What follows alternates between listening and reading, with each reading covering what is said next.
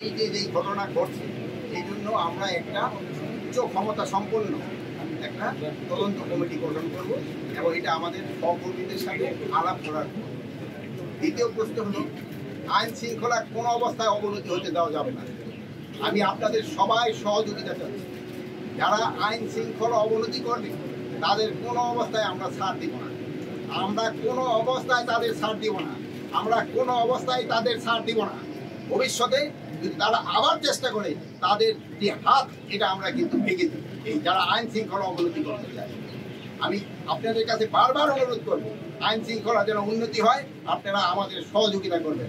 আমাদের আইন শৃঙ্খলার যে বাহিনীগুলি রয়ে গেছে তাদের সাথে সহযোগিতা করবেন, প্রশাসনের সাথে সহযোগিতা করবেন, জনগণকে বুঝাবেন যেন আইন শৃঙ্খলা পরিস্থিতি অটুট থাকে এবং ভালো থাকে এবং আস্তে আস্তে যেন আরো উন্নতি হয়, এই চেষ্টা আপনারা করবেন। আপনারা সব সময় আমাদের পাশে আছেন, ভবিষ্যতে আপনারা থাকবেন।